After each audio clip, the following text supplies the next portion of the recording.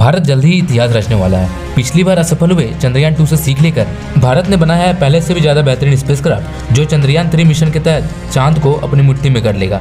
जी हाँ दोस्तों, 14 जुलाई 2023 के दिन दोपहर 2:35 में चंद्रयान 3 चंद्रमा के लिए रवाना हो गया है। और इस बार का चंद्रयान मिशन पूरी दुनिया को ये दिखाने के लिए तैयार है कि भारत स्पेस रिसर्च के फील्ड में भी पूरी दुनिया से आगे है। और आज हम आपको चंद्रयान 3 मिशन की लॉन्चिंग, चंद्रयान की सतह पर लैंडिंग, बजट, लॉन्चिंग रूट और स्पेसक्राफ्ट में किए गए बदलाव से लेकर इसके मुख्य मिशन की पूरी जानकारी देंगे, ताकि आप भी इसरो के इस खास मिशन का हिस्सा बन सके।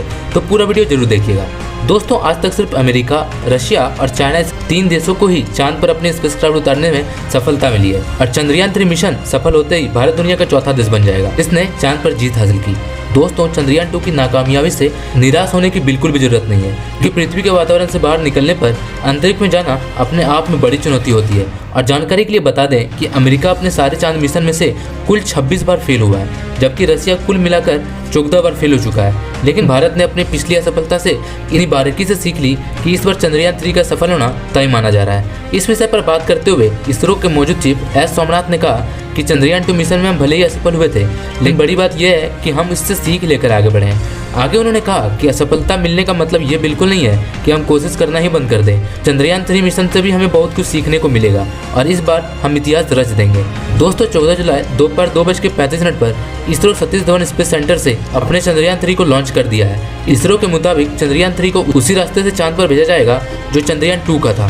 साथ ही इसे चांद के साउथ पोल में ही उतारा जाएगा। हालांकि दोस्तों, चंद्रयान 3 में काफी बदलाव किए गए हैं, जैसे कि इस बार स्पेसक्राफ्ट में कोई ऑर्बिटर नहीं है। इस वक्त हम एक प्रोपल्सन मॉड्यूल का इस्तेमाल कर रहे हैं, जो चंद्रयान 3 के लैंडर और रोवर को चांद के ऑर्बिट तक ले जाएगा, जहां चंद्रयान 2 के उस ऑर्बिटर से कनेक्ट किया जाएगा जो पिछले 4 साल से चांद के चक्कर काट रहा है। इसरो के इस मूल मिशन की मुख्य 3 लक्ष्य है। सबसे पहला, चंद्रयान 3 के लैंडर को चांद पर एक सॉफ्ट लैंडिंग कराना, दूसरा इसके रोवर को चांद के सतह पर चलाना, और तीसरा चांद पर कुछ जरूरी साइंटिफिक रिसर्च करना।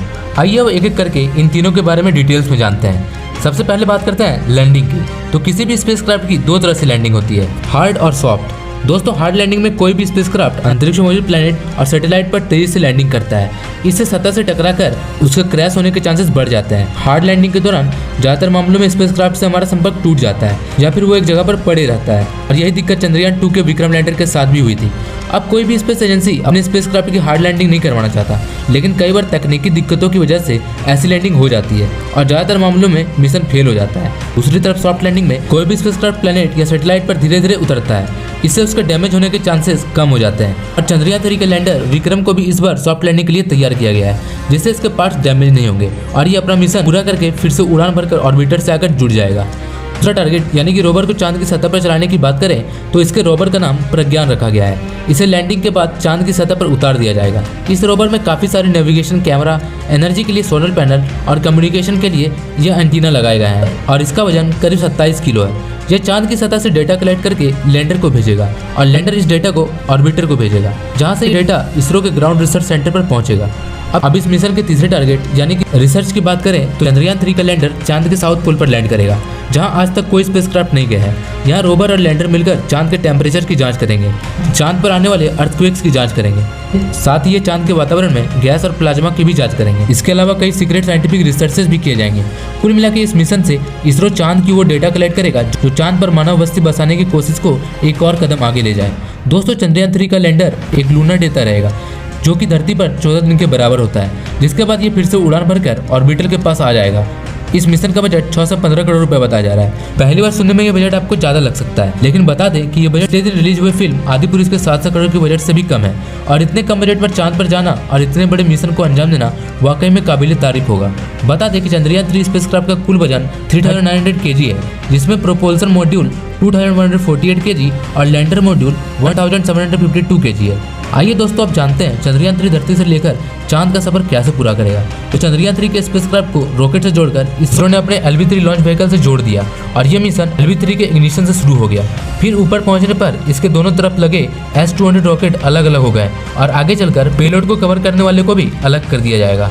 रॉकेट का दूसरा चरण भी अंतरिक्ष में आगे पहुंचकर मैन स्पेसक्राफ्ट से अलग हो जाएगा। इसके बाद तीसरे चरण में क्रायोजेनिक इंजन को चालू कर दिया जाएगा, जो चंद्रयान 3 को चांद तक ले जाएगा।